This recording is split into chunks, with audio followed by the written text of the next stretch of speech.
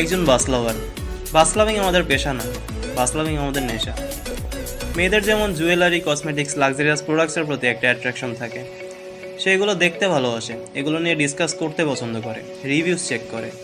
ছোটবেলা থেকে এগুলোই হয়ে থাকে তার খেলার বিষয়বস্তু। তেমনি সব ছেলেদের মধ্যেই একটা মেকানিক ইমোশন থাকে। ছোটবেলায় খেলনা গাড়ির মোটর বের করা ছেলেটার স্বপ্ন হয়ে দাঁড়ায় একটি বাইক, একটি কার বাই করা। প্লেন দেখে পাইলট হওয়ার ইচ্ছা থেকেই শুরু হয় অটোমোবাইলসের প্রতি ভালোবাসা। বাস কেনার সামর্থ্য তো দূরে থাক, লাক্সারিয়াস বাসগুলোতে রেগুলার ট্রাভেল করার সামর্থ্য নেই অনেকের, যেমন আমি। তাহলে প্রশ্ন হলো, কেন বাস এত পছন্দ, কেনই বা বাসের ছবি তুলি? অ্যান্সারটা ততটাই সহজ এবং বোধগম্য। পছন্দের মানুষের সবকিছু যেমন আপনার ভালো লাগে, তেমনি বাস কেন্দ্রিক সবকিছু আমাদের আকর্ষণ করে।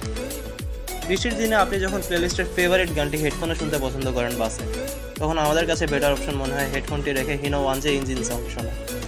ড্রাইভারের ছোট ভুল থেকে শুরু করে গান শোনা, ধীরে গাড়ি চালানো, স্টাফদের সাথে বারবার কথা বলায় আপনি যখন ত্যক্ত বিরক্ত হয়ে মনে মনে গালি দিয়ে কিংবা প্রত্যক্ষ খারাপ বিহেভ করে বাস থেকে নামেন, সেখানে একজন বাস লাভার নামার সময় ড্রাইভারের সাথে হাসি মুখে হাত মিলায়, ভালো থাকবেন ভাই বলার পর ড্রাইভারের মুখের স্যাটিসফ্যাকশন রিয়াকশন দেখে সে।